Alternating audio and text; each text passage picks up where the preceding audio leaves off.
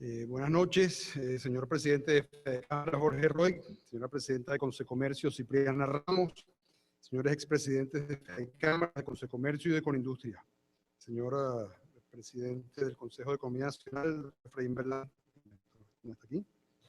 Señor presidente del Consejo Consultivo de Conindustria, doctor Carlos Larrazábal, miembros de la Junta Directiva de Conindustria, estimados afiliados, señoras y señores de las organizaciones sindicales del país, estimados estudiantes venezolanos y representantes de la academia, estimados representantes de los medios de comunicación social, señoras y señores, amigos todos. Por ser las 7:30, yo no voy a abusar mucho de la paciencia de ustedes y voy a tratar de hablar lo más corto posible. La política exterior de Venezuela se ha basado, entre otros objetivos, en perseguir la influencia regional mediante ayudas económicas, principalmente con petróleo financiado y pagado mediante trueque. Esto ha privilegiado las importaciones a tasas de cambio subsidiadas en perjuicio de la producción nacional, una producción nacional también impactada por expoliaciones, expropiaciones y nacionalizaciones, y por un control de precios que en muchos productos ha castrado la renta y ahogado las empresas. Una producción nacional desincentivada por una tasa de cambio que ha hecho que el importar productos sea mucho más atractivo que fabricarlos localmente. Este conjunto de hechos ha significado que nuestra renta petrolera haya sido utilizada para generar desarrollo en otros países. El resultado para nosotros los venezolanos ha sido quedarnos con muy pocas empresas industriales, sin reservas internacionales y con un éxodo de talento, algo propio de un país en guerra y contrario a lo que ha sido nuestra historia contemporánea.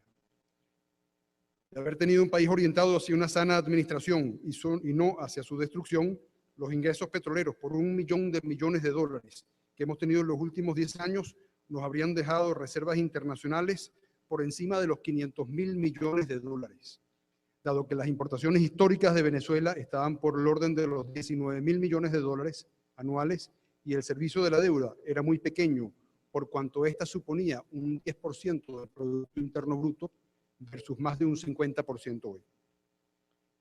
¿Cómo estaríamos si tuviésemos $500.000 millones de dólares en reservas internacionales y las más de 11.000 empresas industriales que teníamos cuando comenzó el socialismo? ¿Cómo estaríamos si tuviésemos una inflación de un solo dígito, como la que se registraba en los años 70, con capacidad de ahorro y un bolívar que era moneda de resguardo patrimonial? ¿Cómo estaríamos si no se hubiesen ido tantos venezolanos capacitados, espantados por la inseguridad y en búsqueda de otro país donde pueden conseguir las posibilidades que la Venezuela socialista les ha negado? ¿Cuánta educación de primera calidad hubiésemos podido tener si hubiésemos invertido en colegios, institutos tecnológicos y universidades todo ese dinero que hemos malgastado en armamento para un país que no está en guerra con nadie, sino consigo mismo? La Venezuela en la que yo nací atraía a los extranjeros por su prosperidad económica, su gente amigable y respetuosa y su clima benévolo.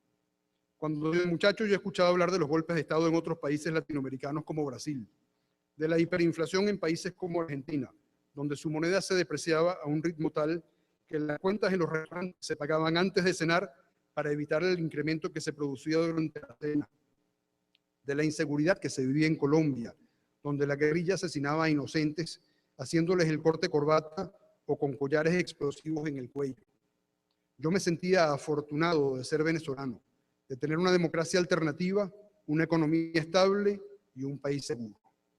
Durante los años 80 empezamos a perder ese país. Para los 90 era un país muy distinto y del 2000 en adelante sufrimos de todos los males que antes veía y temía en los demás.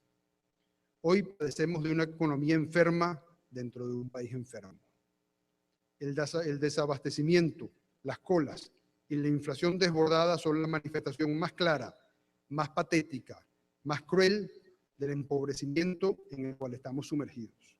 Ante esto podemos reaccionar con resignación o con indignación.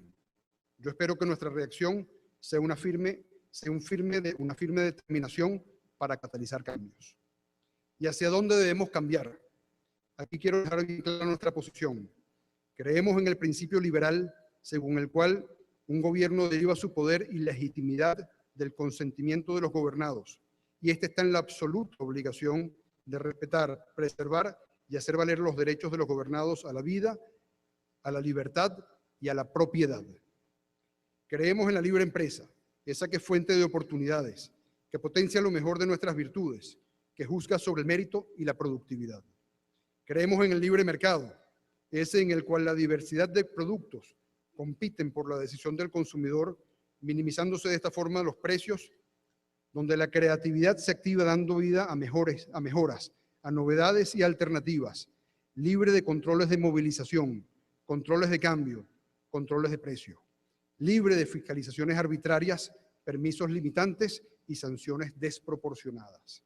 Creemos que deben existir empresas públicas, pero entendiéndolas como aquellas empresas que cotizan en un mercado bursátil, pertenecientes a muchos y muy diversos accionistas, donde los venezolanos todos podemos guardar nuestros ahorros y hacerlos crecer cabalgando sobre el éxito que esas compañías puedan tener, donde como accionistas podamos exigir eficiencia, transparencia y dividendos.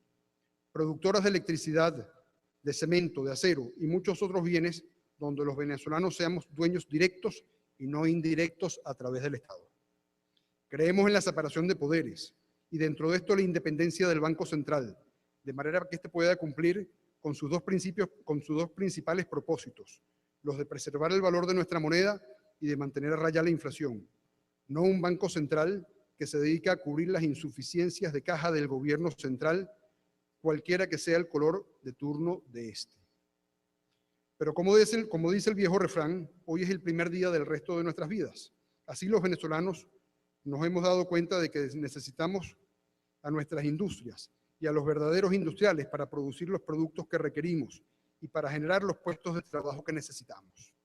Según la encuesta de la Universidad Católica, 80% de la población tiene confianza en la empresa privada.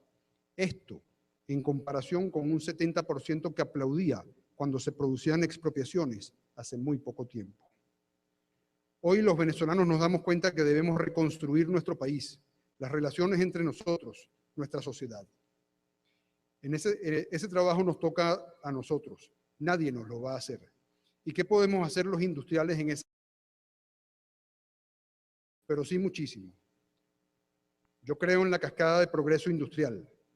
La industrialización promueve trabajo formal y por ende decente, no en términos revolucionarios, sino en términos de la Organización Internacional del Trabajo. La industrialización promueve la formación de trabajadores especializados y por ende la educación. El trabajo decente y la educación es la base de una sociedad estable y organizada. Una sociedad estable, organizada, educada, trabajadora, productiva, genera bienestar y prosperidad, por ende riqueza. Por eso creo que un país es tan sólido como son sus industrias. Y con industria, ¿cómo puede ayudar? Generando un debate extenso y necesario con su programa de la Ruta 2025, de manera que se construya un consenso nacional en torno a los temas fundamentales, como son la tecnología, la educación, la infraestructura, el marco regulatorio, el Estado de Derecho, los derechos de propiedad, la inserción de la pequeña y la mediana industria, la estructura macro laboral. Todos temas que definen el tipo de país que queremos construir y que son la base de las políticas públicas y muy especialmente de las políticas económicas que deben dar sustento a este muy necesario desarrollo industrial. Hoy Eduardo Garmendia termina su periodo. Le quiero expresar mi gratitud por haber defendido la industria privada, no como una empresa en particular, sino como un concepto de modelo de desarrollo, modelo de economía, modelo de país. Eduardo no se disminuyó ante el desafío. Por el contrario, se paró firme y defendió los principios que nos unen a todos los aquí presentes. Hay muchos empresarios que temen alzar su voz en defensa del modelo de país que anhelan. A esos empresarios les recuerdo el libro de Francis Fukuyama, El final de la historia y el último hombre, donde se señala que los aristócratas son los que crecieron ante la adversidad, mientras que los esclavos son los que se encogieron ante la adversidad. Eduardo es de esos que puso su cara y su voz en defensa de lo que cree, poniendo en riesgo su seguridad. Él creció ante la adversidad. ¿Cuántos estamos dispuestos a defender el modelo de libre empresa en el que creemos? No en esta sala, donde es muy fácil, sino en la calle, en los ministerios y frente a nuestros propios trabajadores. Trabajadores que deberían estar ganados a ser los principales aliados y defensores de las empresas privadas. A esos que no alzan su voz les digo, no nos dejemos arropar por la oscuridad de nuestros temores, sino que sigamos la voz brillante de nuestros sueños. La Junta Directiva que hoy comienza y me toca presidir tiene un gran reto por delante: generar la conciencia nacional de que el petróleo no es nuestra panacea, sino una industria más, importante, pero una más. Cada vez que vemos la industria automotriz global, nos damos cuenta de que el futuro es de carros eléctricos y no de petróleo. Cada vez que vemos, no de petróleo, debemos generar la conciencia de que Venezuela debe producir el gran grueso de los productos que consume, de que debemos exportar productos distintos del petróleo, de que debemos generar las condiciones de entorno para materializar esa capacidad de producir. Debemos generar la conciencia de que la tasa de cambio debe ser una que privilegie la competitividad de la manufactura local, y no una que se utilice como anclaje de precios, error que ya hemos cometido demasiadas veces. Debemos generar la conciencia de que debemos tener una tasa de interés real positiva, que incentive el ahorro. Debemos generar la conciencia de que imprimir billetes sin el respaldo de una economía real es la causa de la inflación, concepto simple pero poco comprendido. Como país, debemos internalizar que en la educación y el trabajo se basa la estabilidad y que la libre empresa es la verdadera fuente de la prosperidad. Debemos convencernos de que sin un cambio al modelo de libre empresa y de libre mercado, podremos cambiar de gobierno varias veces, pero todo permanecerá igual. Lo máximo que puede aspirar una persona es dejar una huella en la sociedad en la cual vive, una huella de construcción, que esa sociedad esté mejor porque esa persona existe. Venezuela puede estar mejor porque la industrializamos. Ahí está el reto de nosotros los industriales. Vamos a contribuir en la construcción de esa Venezuela cuyos calificativos sean libre, honesta, trabajadora, productora de bienes, productiva, eficiente y tecnológicamente capaz para que nos brinde oportunidades a todos por igual.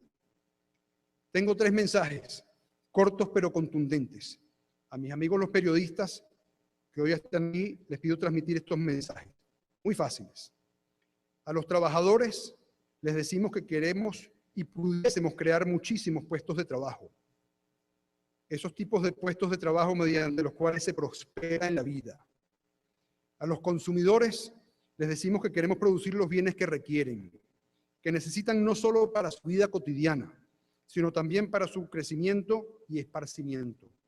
A Venezuela, esa Venezuela multicolor, donde coexisten rojos, azules, amarillos, anaranjados, blancos y verdes, a esa Venezuela que tiene un gobierno, cualquiera que sea el gobierno de turno. Le decimos que cuenta con sus industriales para que juntos, de la mano, abandonemos el camino de la escasez y transitemos el camino de la ruta hacia la abundancia.